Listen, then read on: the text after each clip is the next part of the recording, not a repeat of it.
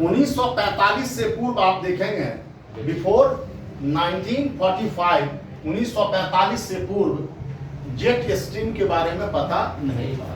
तो during second world war, द्वितीय विश्व युद्ध के समय काल में जब अमेरिकन फाइटर जेट प्लेन को महसूस हुआ कि कोई तीव्र गति की सर्पीली पथ की हवाएं चल रही है, तो उसी समय काल में इसकी खोज हुई।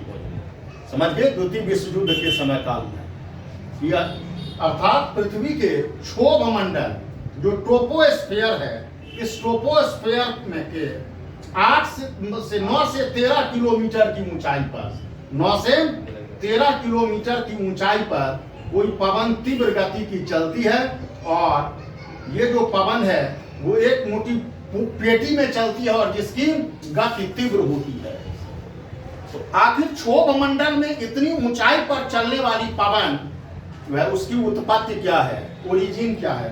तो अभी भी अगर आप देखेंगे तो कोई ऐसा एक यूनिवर्सल जो थ्योरी है, जो परिकल्पना है, इसको परिभाषित करने में बहुत समर्थ नहीं है। लेकिन माना यह जाता है कि क्षोभ मंडल में जो ताप प्रवणता होती है, ताप प्रवणता से तात्पर्य क्या है? क्षोभ मंडल। क्षोभ मंडल की ऊंचाई कितनी है ट्रोपोस्फीयर की? 16 से लेकर के, और यहाँ अगर इसको आप ट्रोपोपॉज को डाल दें तो 18 किलोमीटर तक आए, से लेकर के 18 किलोमीटर, यदि 1.5 किलोमीटर की मोटी पट्टी है ये, जो कि स्ट्रेटोस्फीयर और ट्रोपोस्फीयर को अलग करती है। ट्रोपोस्फीयर और स्ट्रेटोस्फीयर, क्षोभ मंडल और समताप मंडल। यहाँ क्या होता है? तापमान में एक रूपता। इसमें की क्या है प्रकृति? सामान्य ताप पतंगर। क्षोभ मंडल में पृथ्वी का सबसे निचला जो हिस्सा है सटा हुआ मंडल का, वो कहलाता है क्षोभ मंडल। क्या कहलाता है? ट्रोपोस्फीयर। और ट्रोपोस्फीयर या इसे वेरिएशन स्फीयर भी कहा जाता है, परिवर्तन मंडल भी कहा जाता है। तापमान में भिन्नता। अब कैसे? तो यहाँ नॉर्मल लेप्स रेट की वजह से प्रति 165 मीटर पर 1 डिग्री सेल्सियस तापमान की कमी हो जाती है, या 1 किलोमीटर पर 6.5 डिग्री सेल्सियस तापमान जब वायु राशि ऊपर उठती है। और खास करके विषुवत रेखीय क्षेत्र में आप देखेंगे, विषुवत रेखीय क्षेत्र में भूमध्य रेखा के आसपास ये संवहन धारा के फलस्वरूप जब पवनें ऊपर उठती हैं तो इनकी ताप में कमी आने लगती है ना, और धीरे धीरे तापमान में कमी। और इधर आप देखेंगे तापमान, तो जो क्षोभ मंडल का ध्रुवीय क्षेत्र है, जो पोलर रीजन है, और ठीक जो इक्वेटर के पास स्थित है, ठीक just above the equator, equator के ऊपर, यहाँ अगर तापमान की अगर तुलना करेंगे तो क्षोभ मंडल का ध्रुवीय क्षेत्र में जो है, पोलर रीजन में जो है, अगर इसको हम पोलर रीजन मानते हैं, तो यहाँ तापमान अधिक होती है इसकी अपेक्षा, दूरी कम है, क्योंकि दूर यहाँ हाइट कम है। क्लियर है? यहाँ हाइट कम होने की वजह से क्षोभ मंडल की ऊंचाई कम है, यहाँ पर विषुवत रेखा के ठीक ऊपर है ना, यहाँ अधिक ऊंचाई है, संवहन धारा अधिक है सक्रिय, तो यहाँ तापमान ऊपर कम हो जाती है। क्षोभ सीमा के ऊपर, क्षोभ सीमा के पास में तापमान क्या हो जाती है? कम हो जाती है, और यहाँ तापमान अधिक रहती है। तो इसी तापमान में भिन्नता के वजह से क्षोभ मंडल में जेट स्ट्रीम की उत्पत्ति को स्वीकार किया गया है। अभी तक यही सिद्धांत है, हो सकता है कि आगे कोई और भी खोज हो। भूगोल की जो परिकल्पनाएं हैं, जो सिद्धांत हैं, वो बहुत अस्थायी नहीं है, परिवर्तनशील। तो जेट धाराओं की उत्पत्ति, ओरिजिन का तो ये था कि क्षोभ मंडल में तापमान में भिन्नता, और ये भूमध्य क्षोभ सीमा पर और यहाँ ध्रुवीय क्षेत्र में तापमान में भिन्नता के कारण से, तापांतर के कारण से ये पवनें चलती है। क्योंकि जैसे ही तापमान में भिन्नता होगी, दाब में भिन्नता होगी, और दाब में भिन्नता होगी तो क्या होगी? पवनें चलेंगी। और से तो इससे अधिक तीव्र गति की पवनें चलती है, और चूंकि ये अधिक ऊंचाई पर स्थित होती है, 9 से 13 किलोमीटर की ऊंचाई पर पवनें चलती है, तो इन पवनों का योगदान मानसून को फुलफिल करने में, वितरण में सहायक होता है। क्लियर है? इन पवनों का योगदान मानसून के वितरण में सहायक होता है। पश्चिमी जेट स्ट्रीम, पूर्वी जेट स्ट्रीम के रूप में दो जेट स्ट्रीम। भारत में दोनों जेट स्ट्रीम से वर्षा, दोनों ही चक्रवातों से वर्षा होती है सहायक। अब कैसे होती है इन चीजों को हम लोग देखते हैं। उत्पत्ति का कारण क्या है इसका?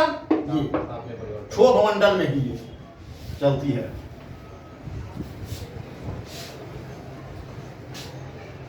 अगर भारतीय जलवायु का अगर हम अध्ययन करते हैं, Indian monsoon, origin and activity of Indian monsoon, भारतीय मानसून की उत्पत्ति और क्रियाविधि।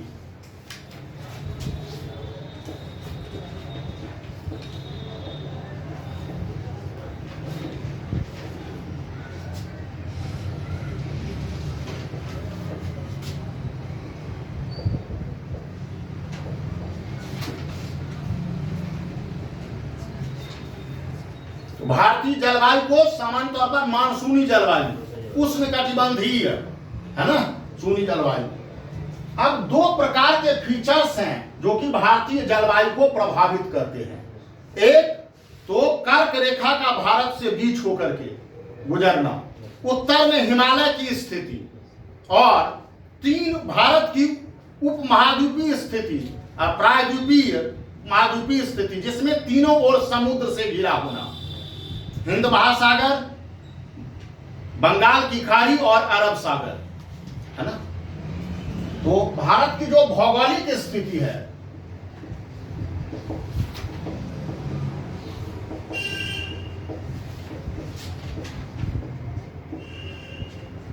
उत्तरी गोलार्ध में, तो उत्तरी गोलार्ध में है, और कर्क रेखा का भारत से होकर के गुजरना।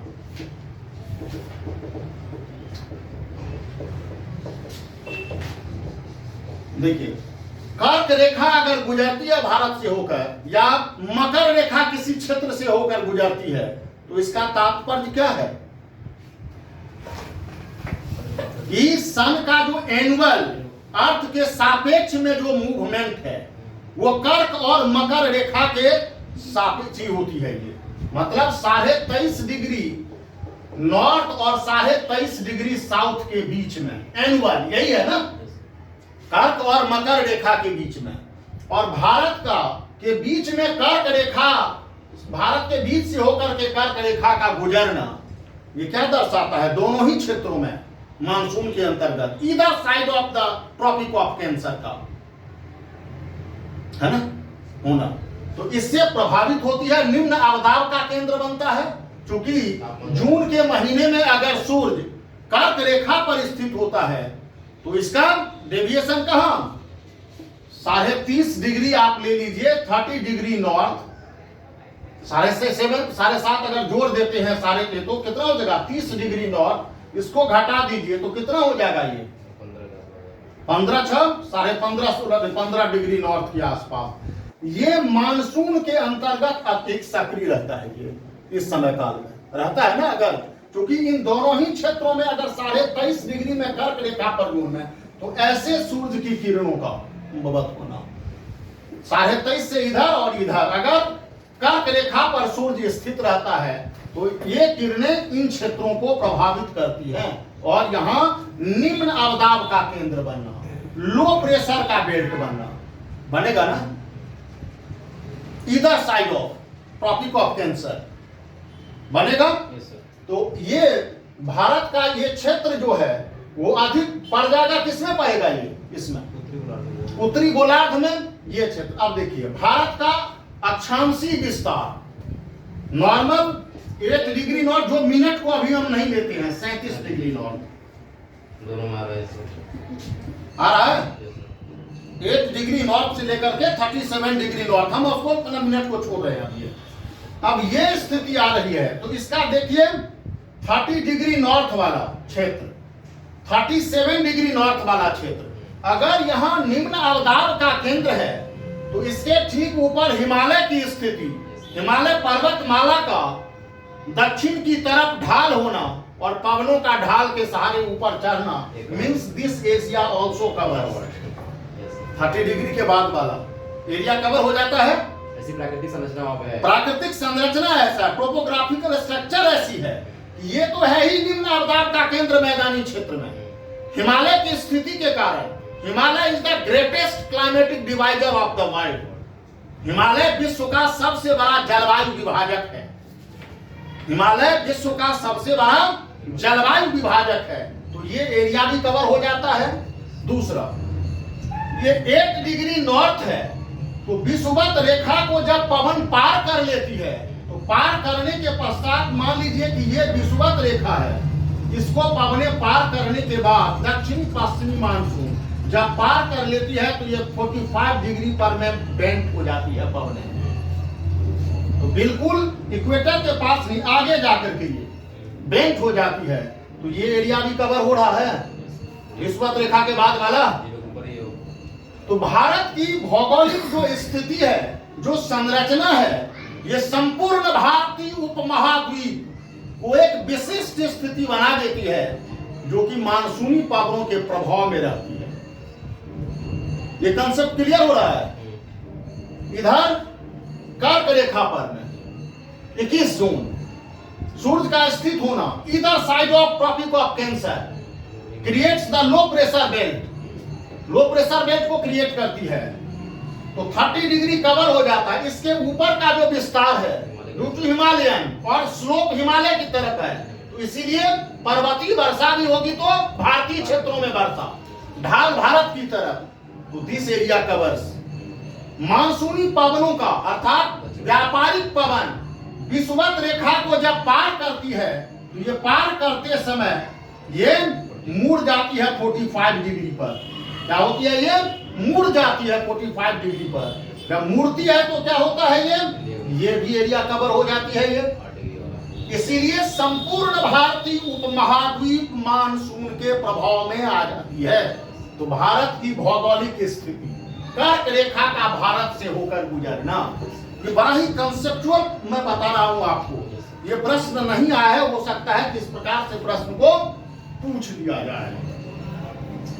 दूसरा, हिमालय का भारत के उत्तर में स्थित होना, हिमालय की अवस्थिति।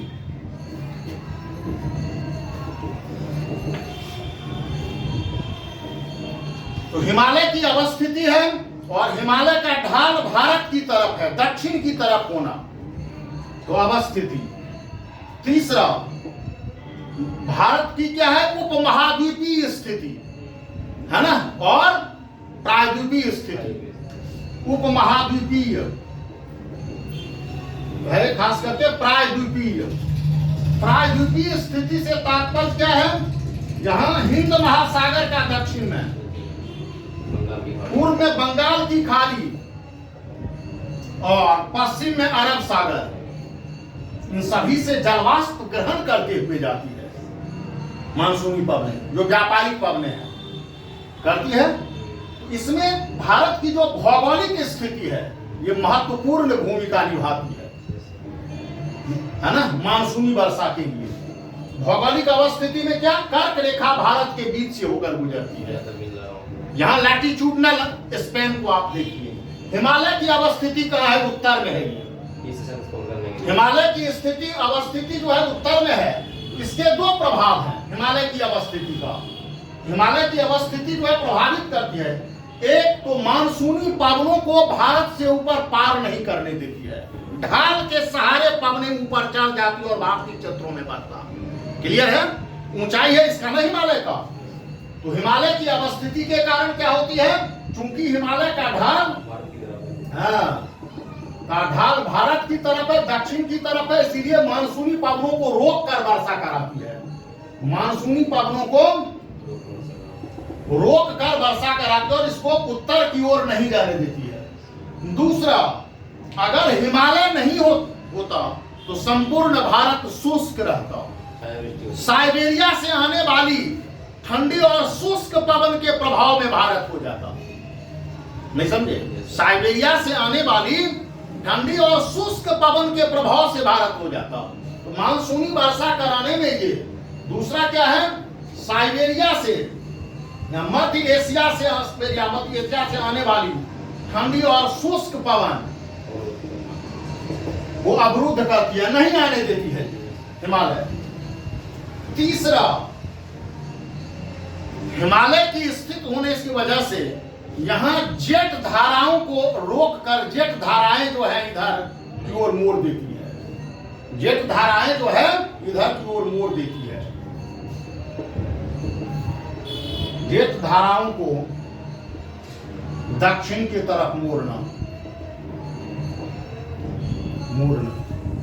नहीं तो सीधे ऐसे चली जाती है और फिर वेस्टर्न डिस्टर्बेंस भी नहीं, तो जेट धाराओं को जितनी तरफ मोड़ देती है। तो इस हिमालय की भूमिका को अगर आप देखेंगे तो भारतीय मानसून के इसमें, अगर फिजिकल ही इसको लेते हैं फीचर को, तो भारत की भौगोलिक स्थिति में ये तीनों की,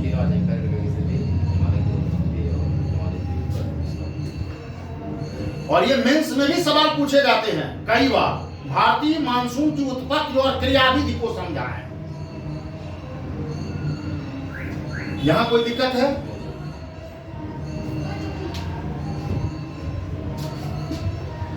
अब चूंकि मानसून की उत्पत्ति के संदर्भ में एक परंपरागत अवधारणा और बाद के दिनों में नई संकल्पनाएं भी आई कि भारतीय मानसून की उत्पत्ति कैसे होती है, क्योंकि अरबी शब्द मौसम से बना हुआ है मानसून, है ना। मानसून की खोज हिप्पोलस ने की थी।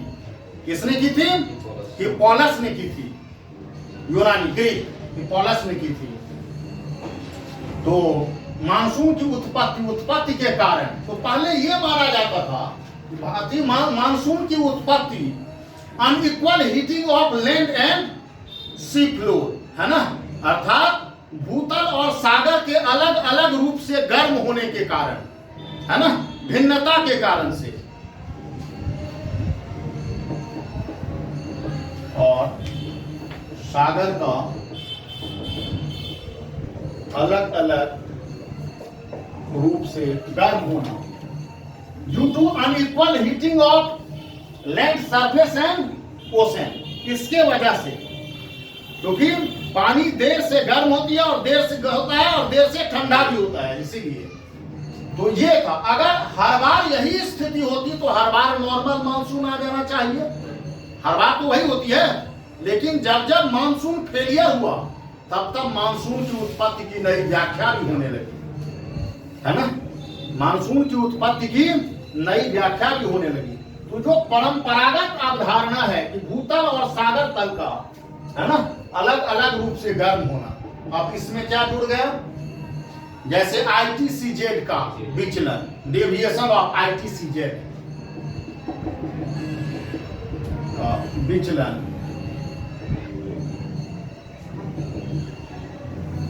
धाराएं भी होंगी, ITCZ का विचलन।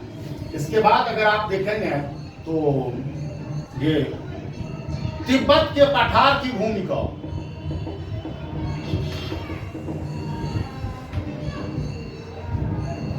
तिब्बत के पठार की भूमिका, जेट स्ट्रीम की भूमिका,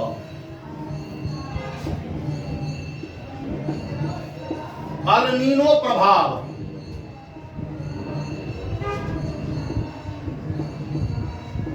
दक्षिणी दोलन, सदर्न ऑसिलेशन, ये मानसून की उत्पत्ति और क्रियाविधि को समझने में सहायक है। जो परंपरागत अवधारणा के अतिरिक्त ये सब in due course of time develop हुए हैं मानसून की उत्पत्ति और क्रियाविधि के अंतर्गत, है ना। तो आप देखते होंगे